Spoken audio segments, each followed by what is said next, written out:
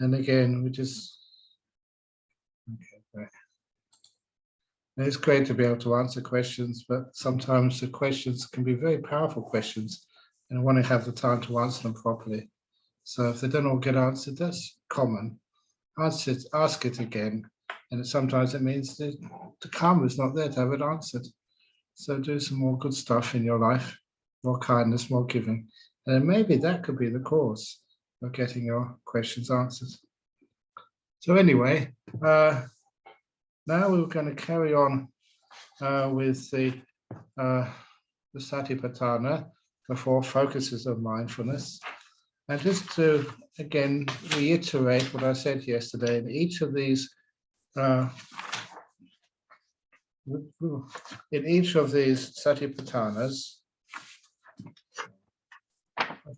each of these Satipatthanas, we have to make sure that we have practice. Where is it gone again? Okay, it's going to today, we're going to be on page 36. The right mindfulness, the 4 focuses of mindfulness. I'm just going to repeat this because it's important for each of what we're going to be talking today. That having restrained the 5 hindrances, you abide aware of the body, of experience, of mind or mind objects, energized, knowing the purpose of what you are doing, and mindful. And restraining the 5 hindrances has to be first, so your mindfulness is strong enough. And then you know why you're doing this, and you're mindful and you're energized. And I started yesterday with just mindfulness of the body in the mindfulness of breathing. I did a lot of information there about how to do Anapanasati, and especially with the purpose of why you're doing that is to get the hindrances reduced as well. They get further reduced the more you do Anapanasati, mindfulness of the breath, and also that it realizes that what's the why things even like the breath or the body, why it arises. And these 4 they're called nutriments for the arising of the body. Now, then it says this is one way you are mindful of the body. There's one way, there's many ways. And the next way, from the Satipatthana Sutta, the next way is when walking, you are aware in the present that I am walking. When standing, sitting, or lying down, you are aware in the present that I'm lying down, or walking, sitting, standing. Thus you maintain present moment awareness of however your body is disposed. And so you're using the position of your body as a way of establishing, focusing your mindfulness on that. So in other words, instead of allowing the mind to wander all over the place, to think of the future or the past, you just, how's my body right now? And this means when you're doing the walking meditation, what are you doing right now? What part of your body is moving? And you don't worry about the past, you don't go off into the future, you don't talk to yourself. You are aware in the present moment, simple, that I am walking, or you're standing, or you're sitting, or that you are just lying down. It's also important you're comfortable in those postures. If you're not comfortable in those postures of walking, standing, sitting, or lying down, it means your mind will wander off somewhere. It will escape. It will try and use the fact that it's not comfortable to do something else. And in each one of these, this is just standing, sitting, lying down, or walking. There's other postures as well which you have. So we can expand it, not just the 4 postures, because sometimes when you're walking, you may be running, or maybe when you are standing, you're not really standing, you're holding on to something to support yourself. When you're sitting or when you're lying down, you can be lying down in sort of a posture which is halfway between sitting and lying down. The point is you're aware in this present that how your body is disposed, and that means you can maintain present moment awareness. And your body becomes quite a great teacher to you. You learn a lot of how your body works. And so in this way, you are aware of your own body, you're aware of you are aware that the bodies of others are of the same nature as yours, or you abide aware of both your own and others' bodies, or else you abide aware of what causes the arising of the body, four nutriments, or abide aware that the body will cease when the four nutriments cease. You abide contemplating the body's causal nature, both arising and ceasing. Or else the mindfulness when you're walking, standing, sitting, or lying down is just a body, impermanent, suffering, not me, not mine, and not a permanent essence, is established in you to the extent necessary for mindfulness and wisdom essential for liberation. And you abide independent, not clinging to anything in the world. It's another way you are mindful of the body. One of the beautiful parts of this mindfulness practice is that walking, standing, sitting, or lying down, it's that every time your body is there, it has to be doing one of these things. So because of that, it is an awareness which goes on all your waking hours. So you can always meditate, even if you're sick. You're lying down maybe, or you're sitting down somewhere, and it means that you can still be aware. And the standing, you have a lot of times in your life, you're standing waiting for the bus, or you're standing waiting for a train, or standing waiting for something. And you notice when you are aware of this, instead of just saying, I am standing, sometimes you think, I'm waiting for something to happen. And that means you've lost the present moment. And this is where I used to say there are two types of patience. The first patience is waiting for something to happen. In other words, waiting in the future. That is not sort of being here. That is not present moment awareness. You may be standing, but you don't really feel what you're doing standing. You're just waiting for something to happen. And sometimes even when you're sitting and doing meditation, you're waiting for the nimittas to arise, or peace to arise, or something to arise. That is not sort of being in the present moment. Or you are sitting under the mango tree and waiting for the mango to fall in your hand. That is not being in the present moment. You're waiting for something to happen. So even these four postures, you have to be really in the present moment. What's happening right now? If it's pleasant, enjoy it. If it's unpleasant, this is actually, we regard that as a teacher.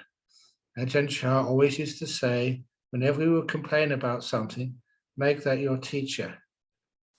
And it's simple things like somebody bangs a door. And of course, I think I mentioned this the first day. They bang the door, and we spend a lot of time. Who was that? Why was that? We're going to tell everybody to not allow that person on the retreat anymore. They're just too noisy. They're not too insensitive. And you always find out the sound of the door banging is only lasts a second or two. But the reaction it gives to your mind, if you're not aware, it means you go on for half an hour just complaining, thinking what you're going to do. You're disturbed by the reaction you allow to happen in the mind, much more than the actual sound of the door. So in that way, you're aware of your own body, other people's body. And once you realize it's just a body, whether you're walking, standing, sitting, or lying down, are necessary for mindfulness and wisdom, essential for liberation, become free. Now the next one is full comprehension of the purpose. And please remember that this always is preceded by having restrained the five hindrances, energized, knowing the purpose of what you're doing and mindful. This is especially the full comprehension of the purpose. You act in full comprehension of the purpose when going forward and returning. You act in full comprehension of the purpose when looking ahead and looking away, when flexing and extending your limbs, when wearing your clothes and carrying things. You act in full comprehension of the purpose regarding eating, drinking, defecating, and urinating, walking, standing, sitting, sleeping, being awake, talking, and keeping silent. One of the interesting things to comment about that is the actual words in Pali for, say, sleeping and being awake literally means that. You are doing the Satipatthana in sleep and in being awake. And of course, you are not aware when you are asleep. You're not aware of the body, for example, when you are having an anesthetic applied to you, and you put you out before an operation. And what this means is you should never try and think this means that you have to really be alert and awake and mindful even as you are falling asleep. No. I used to try that, to try and be really aware at the moment when I fell asleep. And all I achieved by that is just not being able to sleep comfortably. And it wasn't a very good middle path practice. It created more tiredness and more sort of discomfort and even sickness in the body, because sleep was important. So this is where, in the full comprehension of the purpose, you say, why do we sleep? What's the purpose of it? What's the purpose of drinking, defecating, urinating, walking, standing, sitting, sleeping, being awake, talking, and keeping silent? And that just changes a lot of how we practice our meditation. Why? What's the purpose of sleeping? How much should you sleep? A lot of time, just it changes from day to day what you're doing, how healthy you are, how sick you are, how much you slept before, how inspired you are, and so much of that stuff. We know the purpose of these things, and that makes it far clearer to us. When we're sick, we need to sleep more. When we're energized, we sleep less. During the range retreats, when we do lots and lots of meditation in monasteries, we don't need to sleep much at all because we now have a lot of energy behind us. So we understand the purpose of these things. Even if you have a lot of deep meditations, I remember Ajahn Brahm telling us, when you get very, very powerful meditations, you don't feel like sort of going to sleep. Still lay down, stretch your body. You won't lose your mindfulness. You'll be perfectly awake all that time, but your body needs to rest. You understand the purpose of laying down on the bed is not indulgence. The purpose is so that your body can take a rest and become healthy.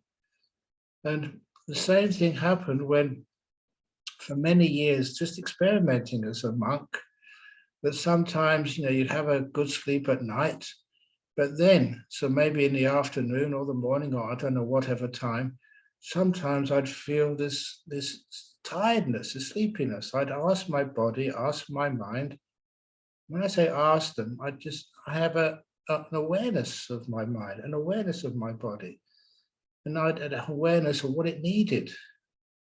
And so sometimes I'd slept a lot already, but then my body was saying, no, go to bed again, have another sleep. And I thought, this is ridiculous, this is indulging, but it wasn't indulging. Because I remember just going to sleep, just as soon as the head hit the pillow, you were out. You had a half an hour, 45 minutes sleep. When I woke up afterwards, I felt wonderful. You felt really relaxed. So you understand the purpose of sleep, to keep your body healthy. And because I was aware enough of my body and my mind to know when the body needed to take a rest, and I had the kindness to give it that rest, that's one of the reasons why my body became very healthy. Don't have many sicknesses. So be aware of your body. Get to know why you sleep, why you lay down, why you walk, why you exercise, why you eat. And the full comprehension of the purpose means that you have an opportunity to have strong mindfulness so that you understand the nature of people's bodies. And it's just a body, that's all. Established, not me, not mine, not a self. So you don't have to be proud of it. You don't have to be embarrassed about it. It's not yours, it's just your vehicle. And established in you extent necessary for mindfulness and wisdom, essential for liberation. And thus you abide independent, not clinging to anything in the world. That's another way you're mindful of the body. Now the next part is the bodily parts. And the bodily parts, reflection, that sometimes that I ask even monks, how many bodily parts are you supposed to reflect upon? And if they haven't heard me teach before, they say, oh, the 32 parts of the body. And actually I say no, because in the Satipatthana Sutta, there's 31 parts. The 32nd part was actually added by the commentaries. But it doesn't really matter how that you reflect upon your bodily parts. All you need to do is to make sure that your bodily parts, you look at the body as just a mass of things rather than a unit. You review your body from head to toe, bounded by skin and made up of many kinds of parts, blood, bones, tissues, organs, just as though they were a full shopping bag with many kinds of groceries, such as bread, potatoes, fruit, and vegetables. So too, you review the same body and full of many parts. In this body, there are hairs, bones, feces, and urine. That's another way that you are mindful of the body. And again, if you look at the original in the suttas, it says there that it's just like a bag with many types of grains, this rice, that rice, some other rice.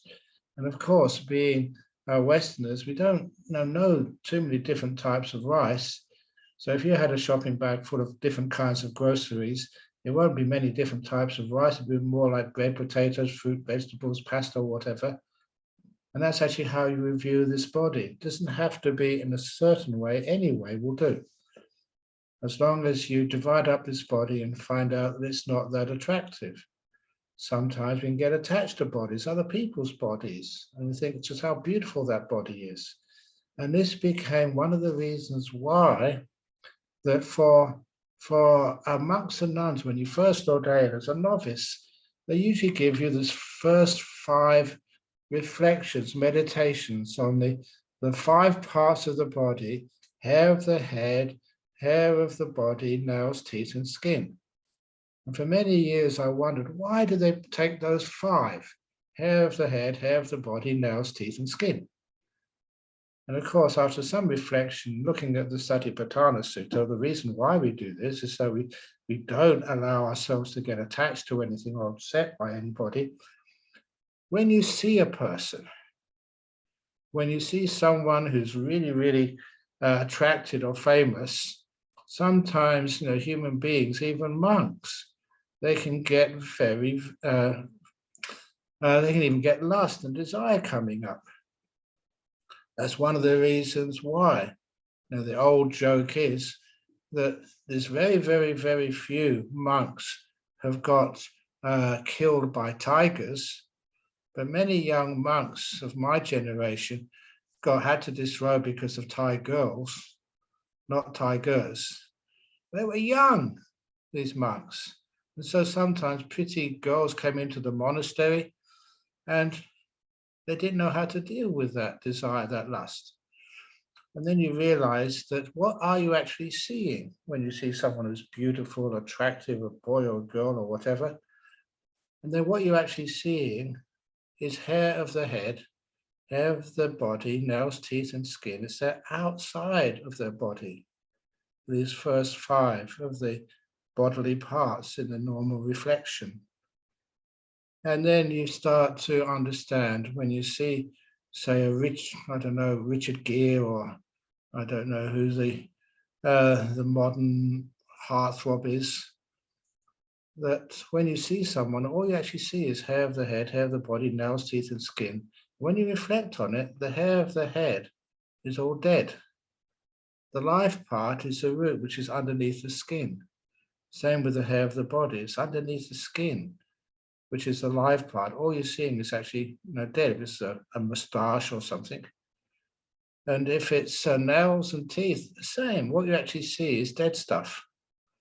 The roots of the nails are underneath. The roots of the skin, of the teeth, are underneath, and even the skin. What you see in the skin is dead stuff, because the life part, the part which is actually still creating more skin, is actually a millimeter or 2 underneath the epidermis. So when you actually see the most beautiful woman in the world, Miss Universe, what are you actually seeing? Dead hair, dead skin, dead teeth, dead nails. It's another way of looking which stops you actually wanting to be attracted to this. In other words, what you're doing is trying to practice in a way such it's just the body, that's all. Not me, not mine, not a self. It's impermanent and suffering. So little by little, these practices help us become more at peace with the world and to see human bodies as not beautiful or ugly, but to see them as just humans, beings. So we can treat people a bit more fairness and with a bit more equanimity.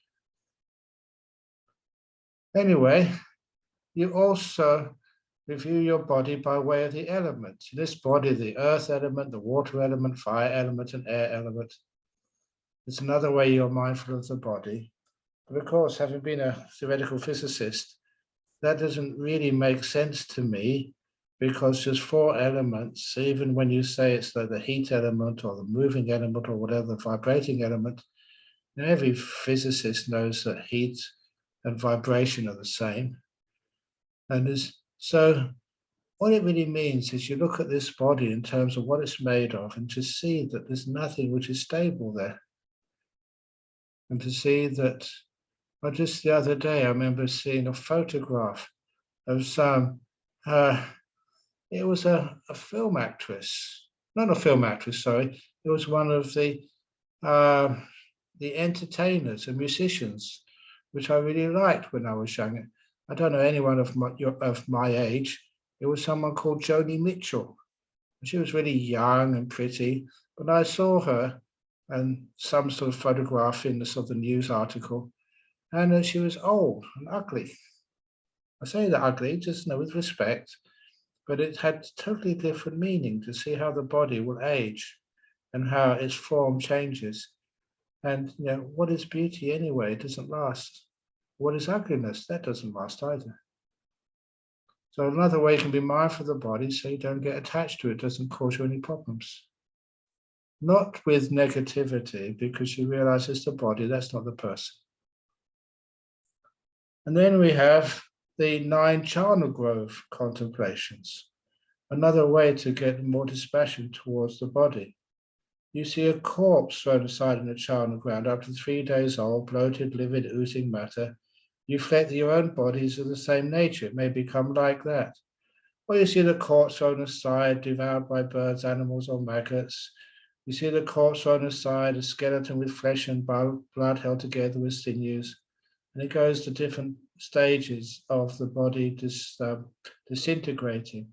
Bones heaped up, bones more than a year old, rotted and crumbled to dust. You reflect that your own body is of the same nature. It may become like that. It's not exempt from that fate.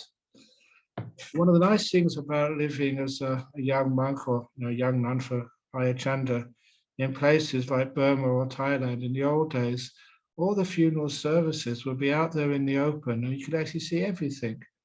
They wouldn't do much cosmetics on the person who died. As they died, that's how they looked. And so it's interesting, not just to see the cremations, but also to be able to access the autopsies.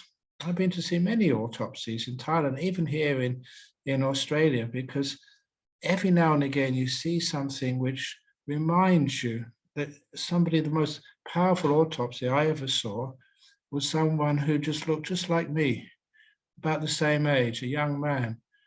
Now they were Thai, I was Western, but nevertheless, it looked so similar that it sort of struck me that this person and myself were of such a similar nature. And that was really helpful.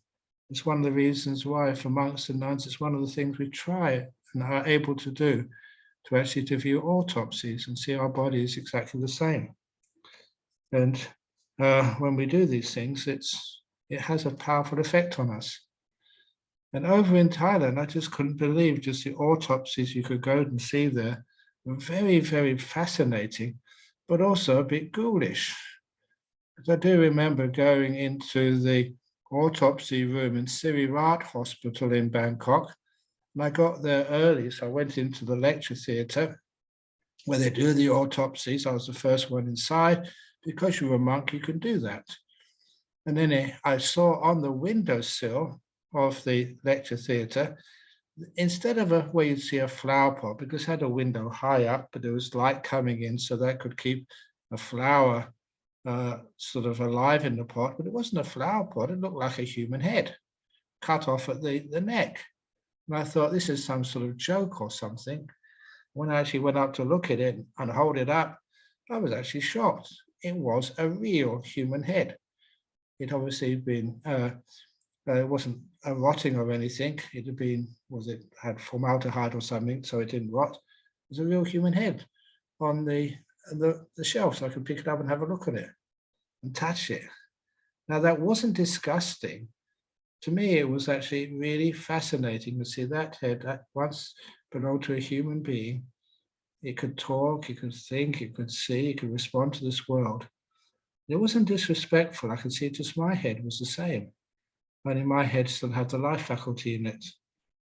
What it really did, it made it more easy to let go of, the delusion we have about our body. And, sometimes simple things. As I said, when you are sick, you go to see the doctor.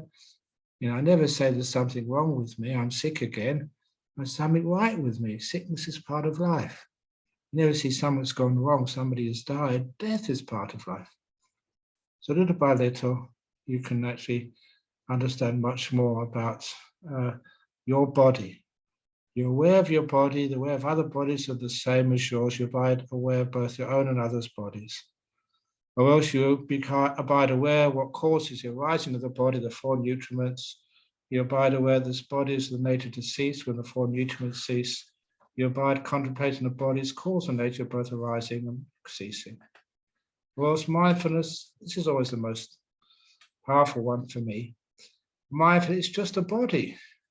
Impermanent suffering, not me, not mine, and not a permanent essence, is established in you to the extent necessary for mindfulness and wisdom, essential for liberation. So you abide independent, not cling to anything in the world. That is another way you're mindful of the body. And when it comes to the mindfulness of the body, in another sutta we have in the Kaigatasati, when mindfulness of the body has been repeatedly practiced, not just once, but done again and again and again, the Buddha said these 10 benefits may be expected. I find this really interesting, these 10 benefits of mindfulness of the body. This is on page 37 of my treatise, book, whatever you might call it. The first is you overcome delight and discontent. You can see how that works. Much of the delight and discontent in this world is somehow connected to your body, other people's body, your family, or whatever. It's just bodies doing their thing. You overcome fear and dread, especially fear and dread over illness or your own death. You overcome, you bear cold and heat, hunger and thirst, and contact with flies, mosquitoes, ticks, wind, the sun, and creeping things. You endure unwelcome words and arisen bodily feelings that are painful and menacing to life. Sometimes that sickness, pain in the body is sometimes difficult to bear. We're afraid of it. Why? You know that many years ago, when I was the first year in Thailand as a monk, had a bad toothache, and I tried everything to get rid of it. I couldn't sleep at all. I was up walking meditation, sitting meditation, chanting, doing everything. There was no medicines in the medicine cabinet there. There was no sort of aspirin or any painkiller or anything. And so I was very desperate. And then when I was thinking, what can I do? I can't sleep, I can't sit. There was very intense pain in my mouth. And that's when, out of desperation, I thought, well, most of these amazing teachers would always say to let go. And so that was the first time I actually did letting go. Not saying it, but let go. And I know it worked. I know I actually did it. I did a letting go, stopped trying to find a way where that pain wasn't, because the pain totally vanished. In a moment, It was weird. Don't make up these stories. This is true. One moment I was just didn't know what to do. I was going crazy with the pain. The next moment I was just blissing out. It was really late at night. I remember just meditating because I could meditate now because I was at peace and having happiness. I lay down to sleep for about an hour and woke up again when the bell went at 3 a.m. in the morning. And I still had a pain, but it was very, very light. But as a result of that, I don't have fear of pain anymore. You know how it can go away. In other words, it can't last. You know how, just to let it be. And then there's no problem. So you can see how you can bear cold and heat, hunger and thirst, contact with flies, mosquitoes, ticks, wind, creeping things. You enjoy unwelcome words and there isn't bodily feelings that are paid for medicine to life. It's very powerful benefits. The other ones you can experience whenever needed, without difficulty, the 4 jhanas that constitute the higher mind and provide a pleasant abiding in this very life. Because you are not controlled by your body and your bodily feelings, you're living in it as a vehicle, but you can actually park it and get out of that car and get into the mind states of the jhanas. And 5, you can wield various kinds of supernormal power. Having been one, you can become many. Having been many, you can become one.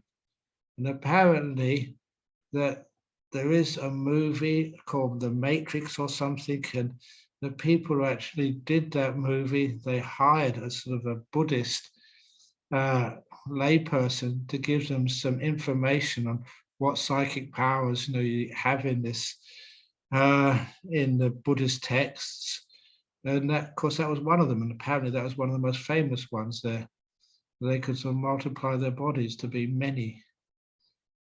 And you can appear and vanish. You can go unhindered through a wall or through a mountain as through space. You dive in and out of the earth as over water.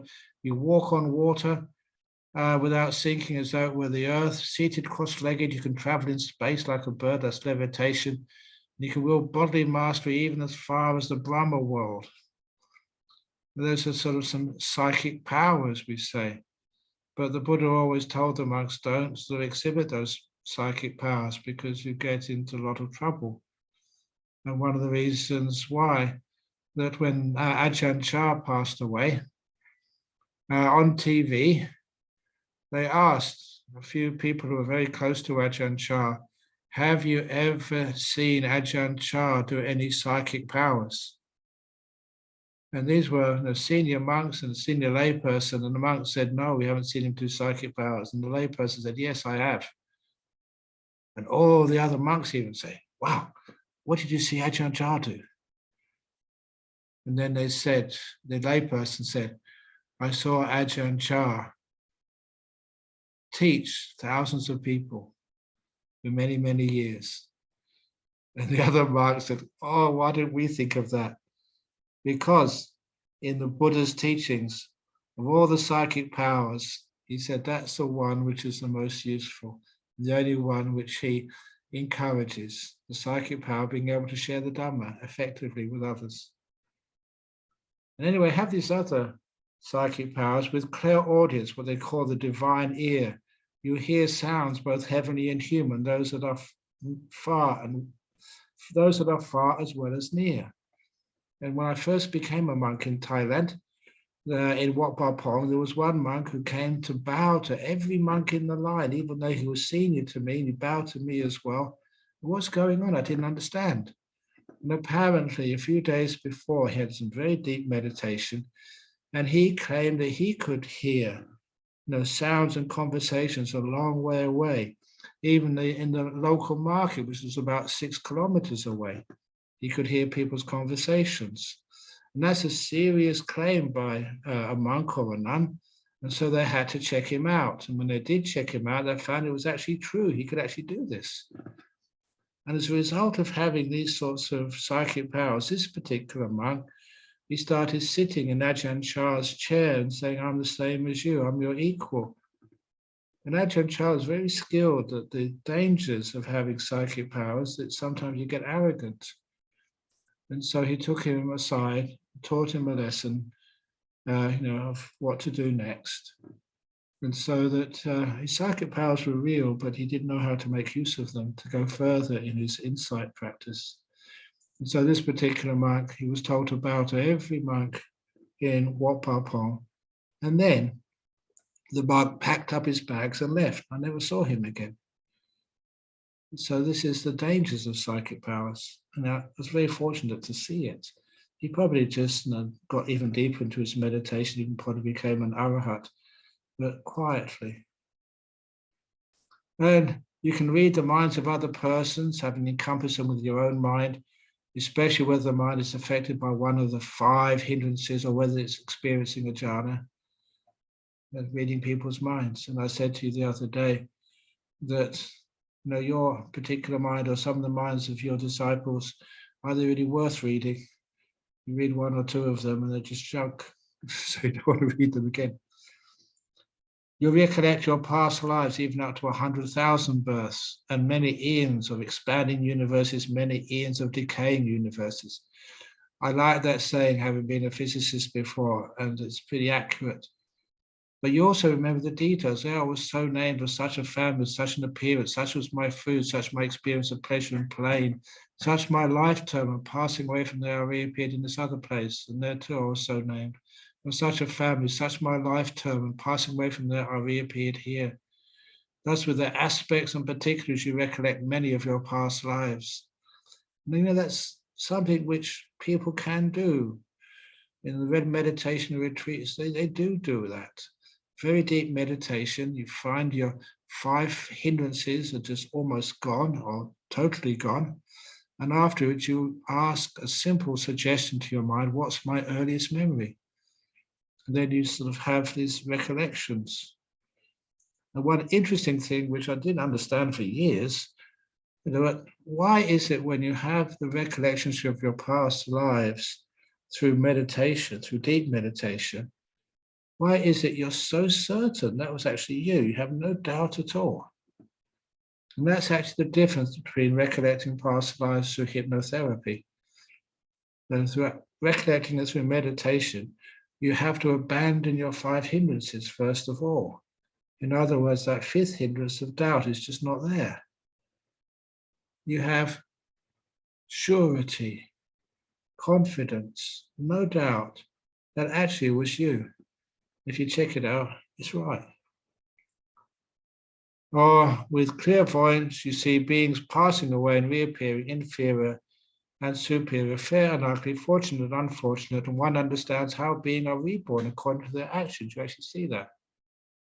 But the 10th benefit is always going to be the best.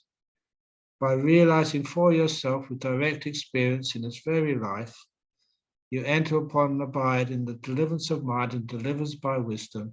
You are an awakened one, enlightened, another arahat in this world.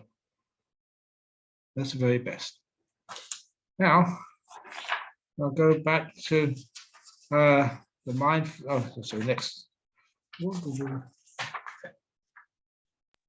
Mindfulness of experience. I did have on page 38 the arising and passing away and the nutriments. But now we're going to do the mindfulness experience first because it's supported by 6 sense contacts. There is arising experience. Experience is not just there all the time. It comes and goes, it keeps changing. So anyway, in the Satipatthana, how are you mindful of experience? When feeling a pleasant experience, you are mindful you are feeling a pleasant experience. When feeling an unpleasant experience, you are mindful that you are feeling an unpleasant experience. Oops, I've lost my page. Yes. Or when feeling a neutral experience, you are mindful that you are feeling a neutral experience. When feeling a secular pleasant experience, a secular unpleasant experience, or a secular neutral experience, I use the word secular there just as a trial, say worldly. What does it actually mean by worldly?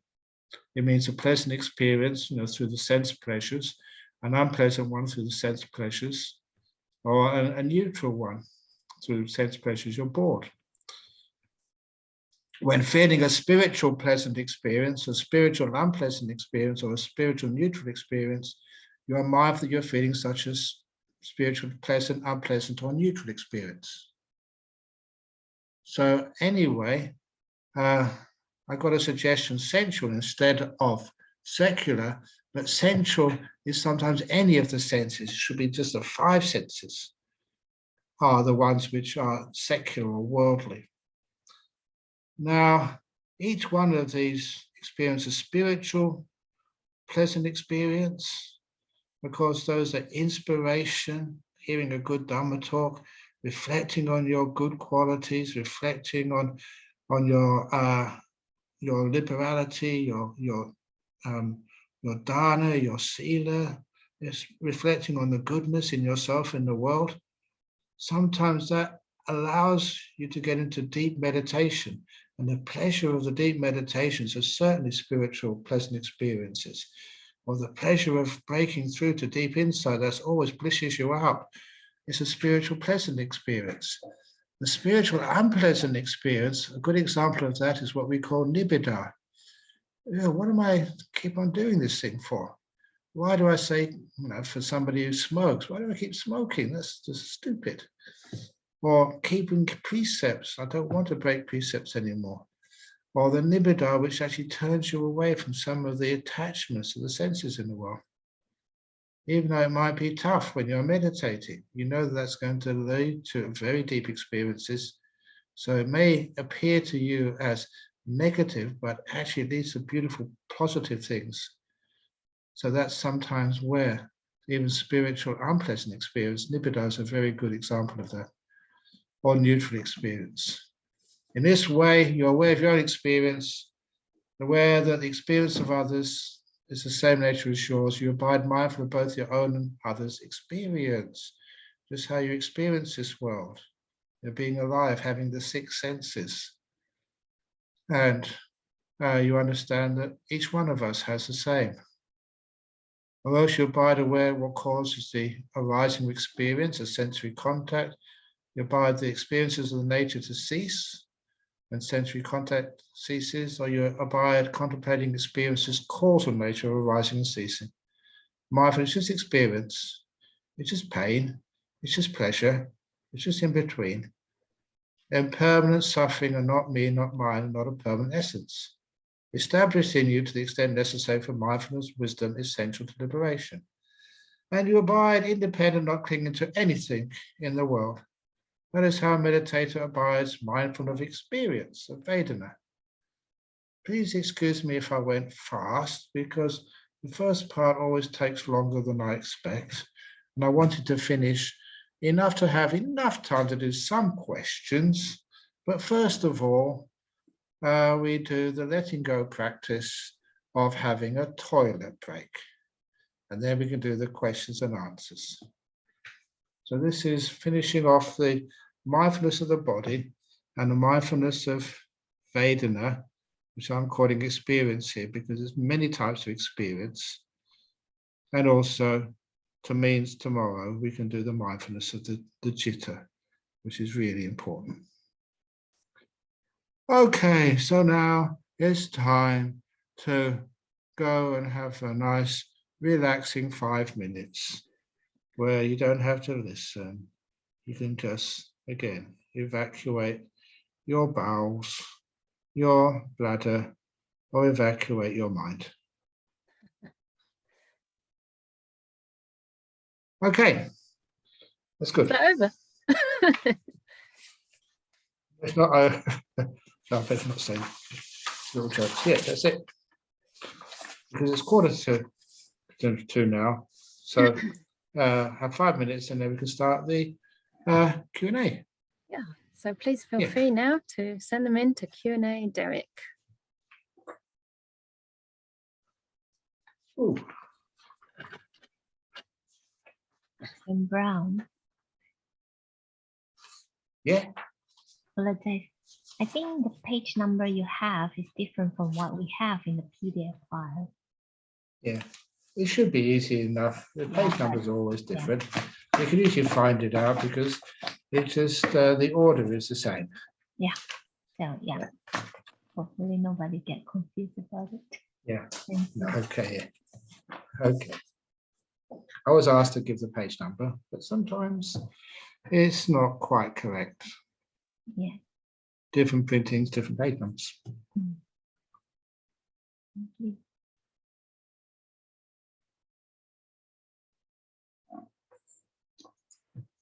Very good. You know, sometimes when you're teaching via Zoom, you can't see people. Sometimes you tell a joke or you tell a story, you don't know if people are offended or people think it's funny or people get the message there. When you're in an audience, you can actually see people. Or there's, you know, they groan or something. You get that sort of feedback. In meditation, I can get feedback, but not when you're giving a talk like that or reading from a piece of paper. So hopefully that you understood those little similes, like looking upon the outer features of a human being. You know, just hair of the body, hair of the head, nails, teeth, and skin. To realize that's all dead stuff. I kind of find that very useful. Okay, the questions are coming, Ajahn. So shall we make a start? Yeah, go on. I'll just check that the people who asked to actually hear. Let's see.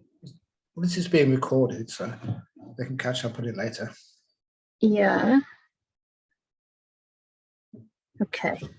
So after a prolonged illness, I'm left with pain and take low-grade opiates 4 times a day. My practice is as always, worship and meditation. My problem is falling asleep all the time, even every sitting, even verbal meditation. So even when the guided meditations are happening.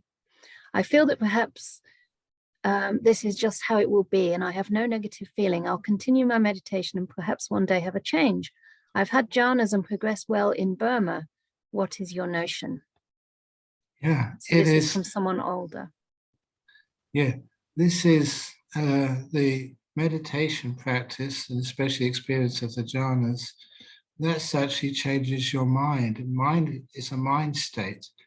When you take opiates, that just affects your bodily state. A good example of that is that sometimes that when a person is very old and sick and they're dying in great pain, that they sometimes wonder, should I take the morphine to control the pain, or should I just endure the pain and that way they feel they will be mindful when they die? But it doesn't work that way. What happens is you get very tired if you don't take the morphine. You get very worn out, even spiritually, trying to bear almost intolerable pain. But if you take the morphine, I've seen this many, many times, you take the morphine or the severe painkillers, that affects your brain. But in the dying process, when the brain stops being functioning, then the mind takes over. And when the mind takes over, I've seen so many times being with people in their death moments that it's as if they're in a coma for sometimes days and during the dying time. But then sometimes something happens and they open their eyes and they're clear. Just one of the doctors, I was saying this, it's called terminal lucidity. They have a name for it, terminal lucidity. It's as if they're dying and they're in a coma, they're zonked out with opioids or whatever, or with morphine. But actually when they die, everything clears up because now they're seeing the world through their mind, not through their brain. And this one doctor comes to our temple in Nolamara in Perth, and he was saying that just a week or two beforehand, one of his patients started a dying process. He rushed to their bedside. They were in a coma, and he got the address book with all the close relations and started calling them. Now your husband is dying. You better come quickly. Your father is about to die. Please come quickly. When he said that, the father just opened his eyes, totally unexpected, turned around and said, tell my daughter Julie how much I love her. And he closed his eyes and died. And so there was this moments before death where instead of your awareness going through your brain, it goes through your mind and it becomes clear. Even this other gentleman, he was in his dying moments that he'd been sort of unconscious for hours. And his last words, he suddenly opened his eyes because I was with him by his bedside and it was close to my lunchtime. So somebody they got me some food to eat. And the only food they can get me that quickly was from a fast food restaurant. And I was eating some chips and his daughter said to his dad, Ted or Dad, do you want a chip? And he opened his eyes and said, I'll have a chip. And that was his last words and he died. I thought you'd laugh, Edward Chandler, because this gentleman, he was from Lancashire and he thought that was such a funny thing. Lancashire or Yorkshire's on the border there. There's such a Yorkshire, I think. Such a funny thing. His last words were, yes, I'll have a chip. But also, he'd been totally unable to speak for such a long time beforehand. It's terminal lucidity. In other words, your mindfulness always comes back at the end, no matter what's happened before. So really, if you have got incredible pain, maybe keep those opioids going and allow yourself to fall asleep. Be kind to your body. And you'll probably find that those last minutes before you do pass away, you'll be incredibly mindful and aware. Wonderful. Thanks, Ajahn. Okay, someone's saying, could you please talk a little bit how to create a better relationship to a powerful mind? Just let go. Allow the mind to be. Don't be afraid. Sometimes that's why I do talk a lot about these things and talk about other monks and nuns who have powerful minds and just how that if they haven't got the virtue behind that powerful mind, their power starts to disappear. A good example of that is like in the Buddhist scriptures of Devadatta. He obviously had jhanas, he had psychic powers. But then because he had pride and arrogance and wanted to take over from the Buddha, that's one of the reasons why he lost all his powers. It's almost like a safety mechanism. People can develop those powers, but if they get caught up by them and they get proud of them, they tend to lose them. There's many examples of that. Many of you may know sort of gurus, powerful beings, great meditators, and they probably did have those miraculous powers early on in their life. They tend to lose them later on because of their virtue starts to fall apart, starts to fail. And then the source, one of the causes for being able to attain those deep meditations and the powers which come from them falls away. So powerful minds, another person's powerful mind, if they're not virtuous, they lose that power. And that's for your own powerful mind. It's not yours, it's just a result of virtue and meditation. You just allow it to be. It's wonderful. Make use of it for your own happiness and well-being and the happiness and well-being of others. Okay. Sometimes when I meditate, I become aware that I've lost feeling in parts of my body, particularly my hands. If I bring my awareness to this, the loss of feeling expands and grows. What's happening here? Is this my body disappearing or have I lost focus? No, your body's disappearing. Well done, just carry on, don't be afraid. It's great when your body disappears because then you can stay with your mind.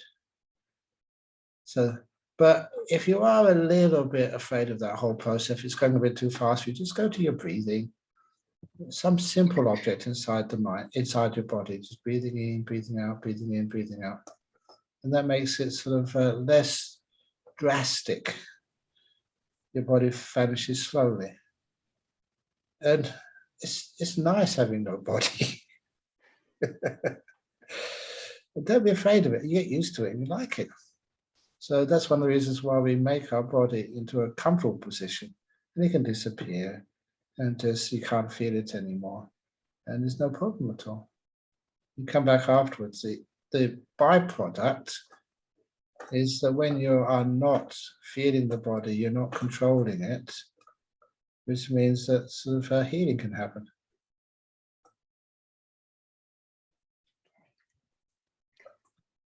Right. What's your advice about how often we should do the other types of meditation, such as meditation on the 5 parts of the body? I think she means 31, or maybe the 5 khandhas. I don't know. Yeah. Should we do it daily? How often should we do breath meditation versus other types of meditation? There's only one type of meditation, that's just letting go. In other words, I tell this as a joke, but it's the truth. There's a lot of meaning to it. That sometimes I used to teach breath meditation. If they couldn't do breath meditation, I'll teach them anapanasati. If they can't do anapanasati, I'll teach them insight meditation. If they can't do insight meditation, I'll teach them satipatthana. If they can't do satipatthana, I'll teach them metta. If they can't do metta, I'll teach them loving kindness. If they can't do loving kindness, I'll teach them letting go. If they can't do letting go, I'll teach them renunciation. If they can't do renunciation, I'll teach them breath meditation. By that time, they forget that I've already taught them that some time ago. What we really need to do is to settle the mind, make it peaceful, keep it simple. And so basically, once the mind is peaceful and simple, then you'll find that you can understand the Dhamma. Your mind is bright enough. And if anything, do that first before you start contemplating or exploring 5 khandhas. Otherwise, you'll add things into there which they don't really belong. You know, this is the old saying, how can you understand what is truth? And how are you just interpreting it according to your own delusion, bending the truth to suit yourself?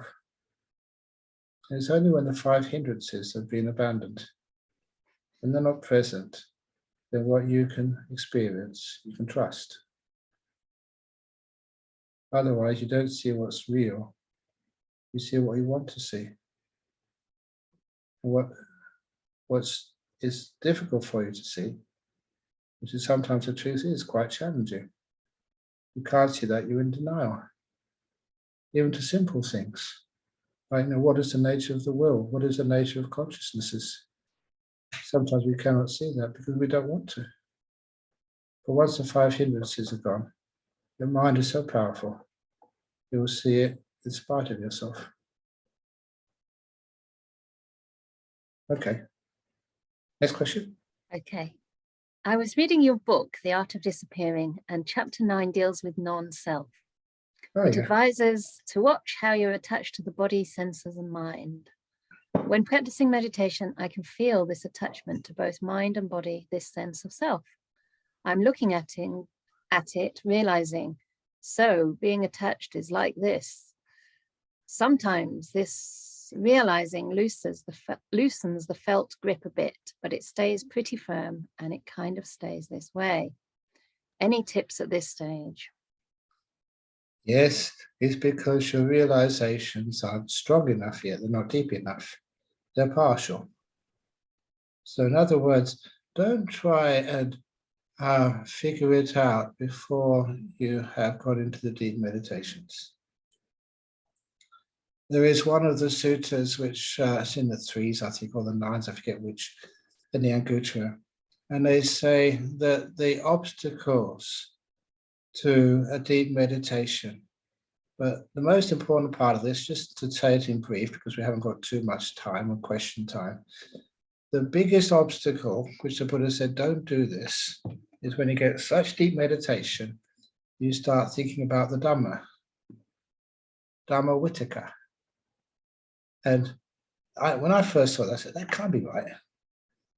And there must be some error. I said it to other monks, and they said, wow, this is really weird. But then after consideration, you see that this is not the time to contemplate Dhamma before you get into a deep meditation. And sometimes, you know, during a deep meditation, you haven't gone into the jhanas, you have the nimittas, Your mind is very powerful. And you can give some of the greatest Dhamma talks you've ever given to yourself at this particular stage of your meditation. And I recognize what the Buddha was talking about. You may think they're deep meditation, but then they're accurate, but they're not. They're distorted. You may think they're true, but they're not. There's many times, if you have a look in the Mindfulness Bliss and Beyond book, you find there that the times when you think you're enlightened and you're not, it turns out you ain't. It's very disappointing because you haven't gone deep enough yet. So what happens is you don't really do any contemplations until you have emerged from a jhana, a real jhana, not a fake one. And the real jhana is you can't think, that thinking has stopped, that you're perfectly still, you can't choose what to do. You can't sense the five senses. You've just got one sense left, that's just the sixth sense. Blissed out for many hours. You come out afterwards. That is when your mind is just so pure, so powerful, so fearless. So you can see things which your mind would never, your defilements would never allow you to see before. It's only through samadhi, Pachaya Yata Bhuttadasana, you can see things as they truly are. So that's one of the reasons why. Don't try and realize anything yet. Just make the mind more still. Leave all the realizations till later. Or a very easy simile, it's just like when I was doing physics, doing experiments. You can take all the readings, all the data, but you don't work out what that data means until you have all the information collected and recorded. Then afterwards, you can work out what it means. If you work it out in the middle of the experiment, you get some interesting data, interesting readings from the equipment, and you work out your theories. Then you find that sometimes some data comes in afterwards, which doesn't fit with your theory, and you just reject it, you ignore it. It's so common. So we don't make conclusions until we've got all the data in. In other words, when you emerge from Samma Samadhi. That's why the eightfold way or eightfold path is a path. It's not the goal. It's a path. You walk that path, you find the treasure at the end of the path. The treasure is not jhanas or mindfulness. The treasure is when everything vanishes and disappears. Everything. Okay, next question. Okay. Having had two of the strongest experiences in this retreat, wanting rises up to try and achieve the same again. This happens each time letting go deepens to a new depth, hindering the next meditations. How do I break this cycle? Okay, you can understand why wanting happens. It's understandable. It's not evil or bad or something, but it's just a hindrance to you. So you can start the meditation, I want to get this, but remember, how did I get that last time? What are the causes for deep meditation? So want the causes, don't want the results. A good example is that you got all the dirty dishes from lunch in your kitchen, Venerable Chanda. And so I want them to be clean. How do you get them clean? What are the causes for clean dishes? It's called washing up. I don't want the dishes to be clean. If I want the dishes to be clean, they're always dirty. Because I want to wash them up and then they become clean. So how do I want to get a deep meditation again? I want to let go, to be peaceful, to be in this present moment, content and easily satisfied, not wanting anything in the whole world. So that's how to make the mind peaceful. Recreate the causes, don't try and recreate the results. Ajahn, it brings to mind a piece of advice you gave me last round. You said, make contentment your goal. Yeah, that's great. Yeah. It's That's a bit of an right. oxymoron, but it actually just works. Okay. In the suttas, the second jhana, samadhi free from the wobble, is called noble silence. Is silence a good way to understand the really profoundest samadhi? What makes stillness preferable to silence as a translation? Because silence, it's what does it actually really mean? Sometimes people talk about the sound of silence. I remember just one of, I think it was actually Mahasi Sayadaw, reportedly told another monk, said, sound of silence, what does that mean? If it's really a samadhi, you don't have any sound. The sense of hearing actually turns off. And that's different than silence. There's no hearing at all, the sound actually all vanishes and the hearing, the sense of hearing disappears. So even like stillness is much better than silence. Silence happens as a result of stillness, but so does a lot of other stuff as well. When stillness is there, it's not just the hearing disappears, but the feeling in the body and just the taste, physical touch, all those five senses vanish. And then the mind starts to become more and more still. And as I said, what happens when things become still? They disappear. And that's a function of the arupa states. After the fourth jhana, it's so still, perfect mindfulness, pure mindfulness, stillness, just of that sixth sense. Because of the stillness, because nothing moves, then the mind starts to disappear. Stage by stage, until that goes.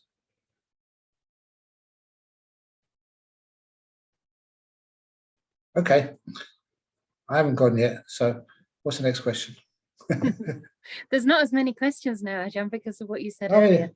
Yeah. Oh, okay. But that's okay. We can That's- create some more. Okay, I can have to spend some more time on them. So I don't know how there's- many you have. So I'm trying only to one see. here, but you never know, Okay. more might come in. Okay. I find it very difficult to calm the mind when I've become overloaded from work. And I tend to seek for some entertainment like music, funny videos on YouTube, etc. But I found that's actually counterproductive. It would be great if you can provide some suggestions. Thank you. Okay, that sometimes if you're really tired from work, I still remember just when I used to be a school teacher, just the first year, I only taught for 1 year, and you're just so, even though I was physically fit, a young man, only 22 or something, but at the end of the day, you're just so tired that I just make a pot of tea and sit in front of the TV and watch anything I'd watch, rubbish stuff, simply because, just kept my mind sort of entertained, sort of, until the tea was brewed and I could drink that tea and just recover, basically, from the stress of the day. And I can understand how you felt. But these days, if I'm really tired, I just actually sit down and meditate, honestly. I'm not afraid of falling asleep when you meditate. Actually, I don't really fall asleep, but you get dull when you've done a lot of work or you've traveled a lot or something. I understand how to deal with that dullness. The body slumps. I've still got some mindfulness because I'm not looking at where I should be. I'm looking where I am and how I feel. I accept this mind, open the door of my heart to how I feel to do that. And then when I do that, just that is the most important thing in the world to me. And I'm caring for it right now. That's the old Emperor's Three Questions form of meditation, which is brilliant. Now is the most important time. It's the only time you ever have. It's the only time which really exists now. And the most important thing in the whole world is what you're experiencing right now. The tiredness. And the biggest difference, I don't try and do anything with it. I don't try and get rid of it. I'm not ashamed of it. I let it be. I care for it.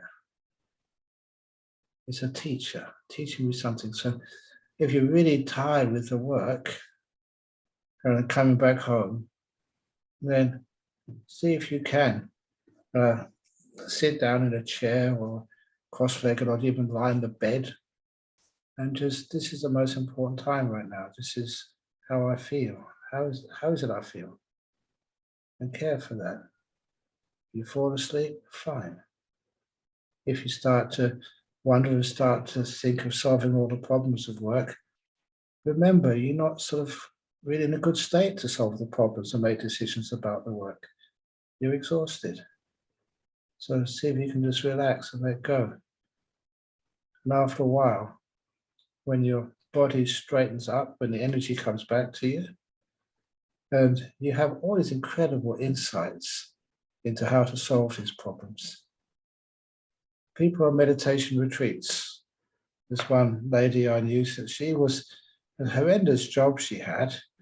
She was in the social services in Perth, and she was the one who had to decide the final signature on whether children would be taken away from their parents because they were afraid that the children would suffer. Their parents were drug addicts or they were violent or something.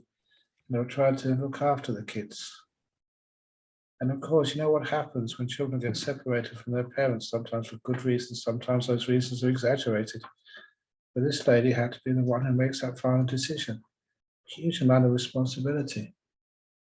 And anyway, so she came on one of these 9-day retreats. She was exhausted when she first came at midnight. I think she said she arrived. She went straight to bed. And I told her the next few days, just relax, don't think of your work, even though it's really important work. I remember her coming in the middle of the retreat, come to see me and say, I was meditating, I was getting peaceful. And just meditation was coming back into shape. And I had all these amazing insights about the work. Now, solutions, which I don't know where they came from, they were brilliant solutions, she said. So she went to her room, she wrote them down, and then she forgot them so she could enjoy her meditations later on. And then she put those solutions into practice when she went back to work. She realized just what a wonderful thing meditation is, even for solving the problems in your life, if you know how to let them go for a little while. And the better solutions will come up from quietness and from energy in the mind. And later on, you can actually just go back to your meditation again. So it's a brilliant sort of solution. I really respect her for that. Okay. Now we have plenty more questions. Okay, so, thank you. So we'll see if they fit in anyway. Okay, so someone's asking, when I meditated, I started to notice bright white light. My breath gets very refreshing and gentle, and then there is tension or pain arising in my forehead. I stop feeling my hands and feet and start to feel a bit panicky. Today I had a full-blown panic attack, cold sweat, etc. How can I be with that fear if it gets so overwhelming? Okay, well, it's weird because you had beautiful white light and I was getting so, yeah, this is limited stuff. I'm not quite sure why that light disappeared, because usually it's very beautiful and very peaceful and very lovely. You can enjoy it over a long, long, long period of time. But why it turned into anxiety, that is, how did you regard that? Is that the first time you've experienced such beautiful lights? Was it really beautiful? I just got a follow-up, Ajahn. I just got a follow-up, and this person says it's not the first time they've experienced blissful states. So they know it should be good in the end, but the strong fear still arises. Okay. It's sometimes, if you can reassure yourself, there's many, many people, not just some of your favorite teachers who've experienced this stuff often. And it's beautiful. There's nothing wrong with it at all. It just gives you great health, good, strong mind, a lot of peace. And it's only a fearful because sometimes you can't control it. You don't need to control it. It's just like nature. It's like the wind. You don't need to control the wind, just enjoy the wind. The more you try and control it, just the more you make a fool of yourself. Like King Canute, try to control the tides. You can't do that. You just let it be, and you can just watch the waves come in, watch the waves go out. It's much more peaceful and beautiful. So there's nothing to be afraid of. You can go a little bit deeper into the meditation, just a little bit deeper, and you find it gets more enjoyable. And I know this one monk I'm very close to, that he was just getting very close to the jhanas, but then it was just very fearful. It's like you're right on the edge. And oh, if I go a bit further, I'm going to lose a few things. And you're not really ready for that yet. But then you decide the joy, the peace, the bliss is just, you can almost see it there, you can almost taste it. And in the end, you say, I'm going for it. And you realize you had nothing to be afraid of. Or like the fear of when you take a child to the swimming pool for the first time. And first of all, the child has only just learned to walk on dry land. Now he's got this strange thing called water. You put a foot in the water, take it out again. That was nice. And you put sort of a leg in the water, then 2 legs in the water, take them out again. That's nice. And you jump in, you can't get your kid out of the water again because they're enjoying it too much. That's just like deep meditation, where it's nimittas or the jhanas. First time you just put a toe in there. Ooh, that's powerful, but it's quite nice. You put a leg in there. In other words, you go in there little by little, more and more. And after a while, you just jump in there and you can't get yourself out again for a long time, many hours. You don't mind that at all. It's beautiful stuff. So that's another way. But it's also that one of the reasons it's a fearful, a panic attack, again, because you can't control it, you're losing your sense of self. The sense of me, mine, and a self. When the body disappears, this is almost like your personal possession, your one body.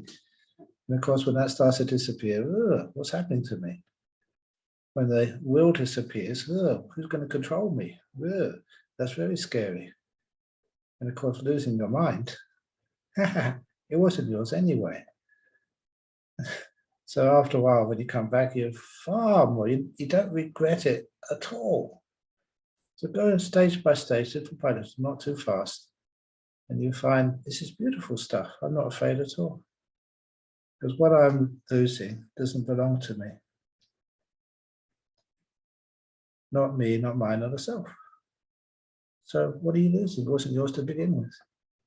It's just extra burdens. Just like I said this morning for you, that when you let go of your past, it's just like this heavy backpacks. Why are you so attached to them? They're just a burden. So you let them go one by one. You let the past go. You don't define yourself from where you came, what happened to you. You're free of the past. All these incredible beings who became enlightened, like Patachara, just lost her husband, her parents, and her 2 children on the same day. I mean, that should be sort of for therapy forever. But for her, she used that and became fully enlightened. She was the greatest teacher of others. So many cases like that, people can let go of the past. You don't need to be imprisoned by anything. It's scary, but it's worth going through that fear. On the other side is freedom. Why is it that when a person's been in prison for 20, 30 years, when they first come out, they don't want to leave? They're afraid of freedom because they're not familiar with it. So these days, when a person comes to the end of their sentence, they're given day release a few times before they have the full release. So they can reaccustom themselves to life outside. So little by little, when we practice deep meditation, these things disappear little by little. We can always come back anytime we like, come back into the body and back into thinking and stuff. But it's a bit of anxiety there, but then you go a little bit deeper and you find nothing to be anxious about. You get used to freedom. Freedom is scary. That's why some people like to join religions which tell you what to do and what to believe. because it's somebody else's problem. You just follow the rules and hope you're safe. Freedom is very scary. But after a while, you get used to it, being free.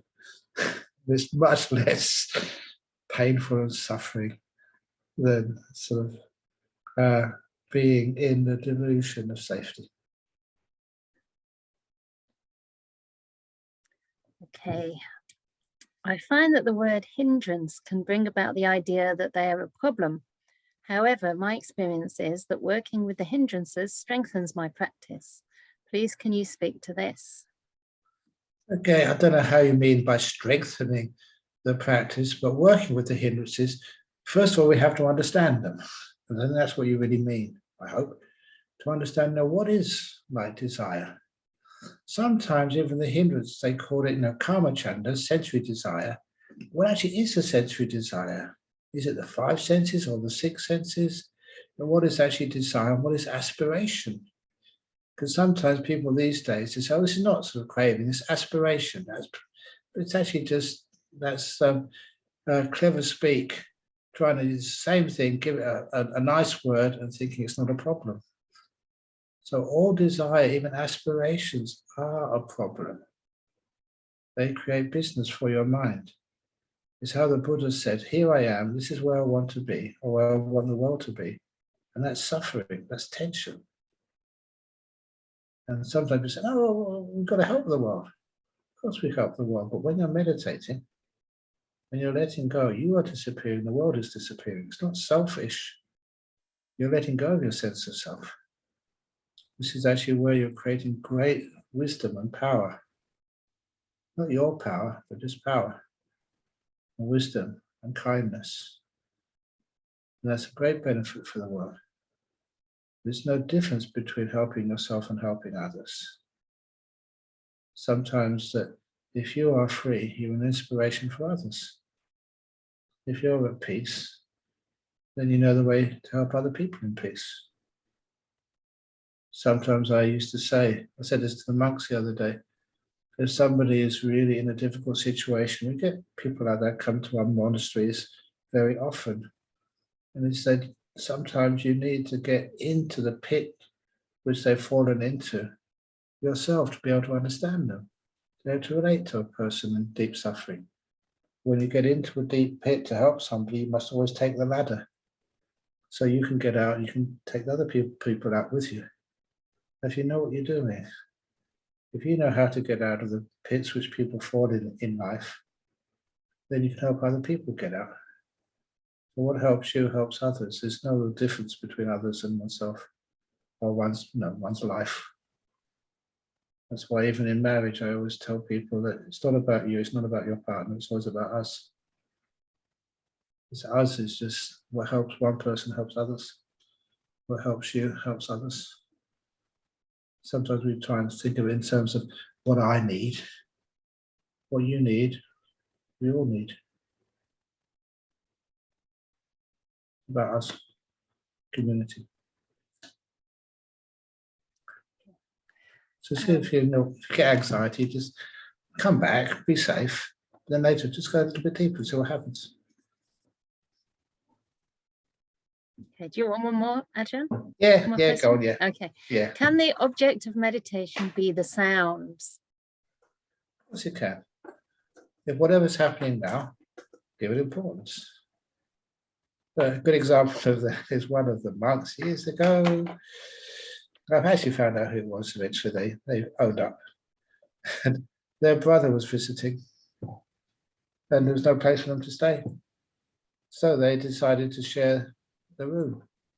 This was a monk with his brother. And so as I was sharing this room, a small little kuti. They'd grown up together, so it shouldn't really be a problem. But I said, you're both getting old.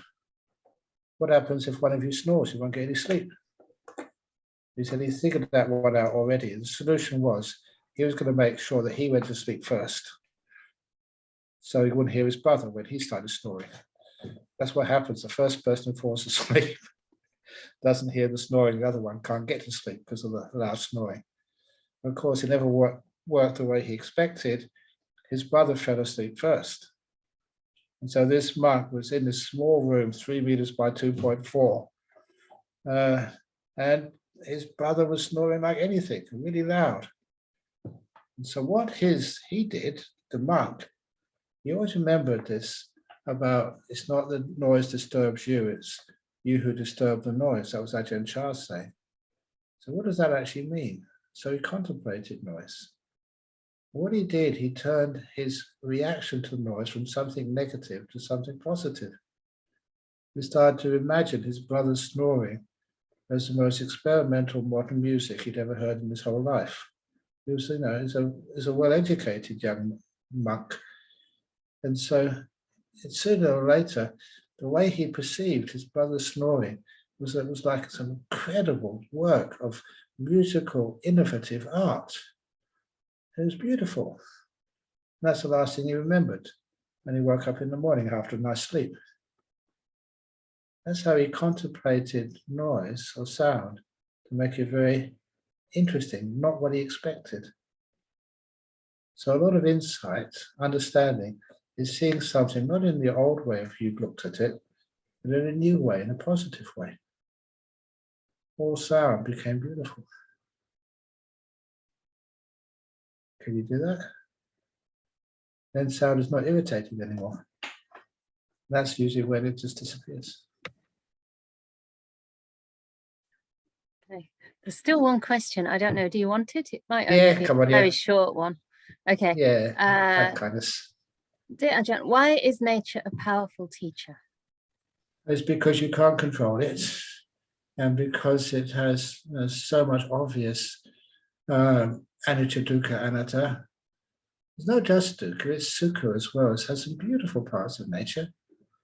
One of the greatest little similes of nature, which I've used a lot from ordinary people, is that, why is it that I've never been able to find a perfect tree in any forest monasteries I've ever been to?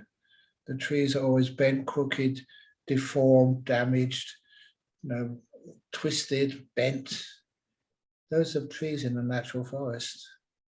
I've never seen a perfect tree. And so human beings, everyone on this retreat, including me, damaged goods, twisted, deformed, hurt by life. Welcome, you belong. You belong as one of the ordinary trees in the forest. You are not discriminated against. You're welcomed in a real forest. And the ones who are the most damaged and twisted and bent, they always become my favorites. They're the most beautiful ones you want to take photographs with. And when I said that to mental health patients, they started crying. You realize one of the biggest sufferings they had was feeling there's something wrong with them. They didn't belong. They had to be institutionalized away from everybody else. Not realizing that just their differences, their deformities, the fact they were bent, made them not just belong, but be one of the most beautiful plants or trees or human beings in the forest of humanity. They're inspiration. So that was for nature teaches us all sorts of things like that. I'll just say this other scenario just came up. Just nature teaches us that that monk who was in the forest when a big storm came, he survived the storm, even as only a very flimsy hut he was staying in. Many trees crashed down right next to his hut. Then what really took his attention in the morning was the leaves, which had been torn off the trees the night before and lay dead on the forest. They were mostly old brown leaves. There were still, even though they're mostly brown leaves, there was many yellow leaves, some green leaves and some fresh green leaves, only a few fresh green leaves. They're mostly old brown leaves. He looked up on the trees to see what leaves were still alive on the trees. They're mostly green leaves. And even though a few young green leaves had been torn off and lay dead on the forest floor, still there were many old brown leaves up there, still clinging on, even though the young green leaves had been torn off and were dead. So never ever think that when a young person dies that something's gone wrong. When old people keep on living, what are they doing that for? Doesn't seem fair, doesn't seem right. But after a while, when we look at nature, we see the truth of our life in a different way. We're part of nature. So when people ask me, who does your body belong to? It belongs to nature. No one else. That's how why people live and die. Nature makes a call. So you just let it be. The leaves on the forest, some green, some yellow, some brown.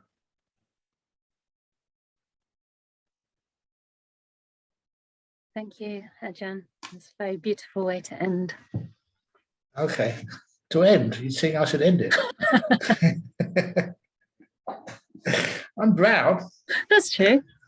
Brown. So are you. Yeah, yeah. Okay. Time is Okay. nigh. Okay. So anyway, thank you you all for very listening. much. I hope the questions worked out okay. Again, I had a very busy day, but I had a good meditation as well today. So, okay. So I'll see you again tomorrow. Yes. Bye. Have a lovely evening, Ajahn. Good night. Will do. Good night.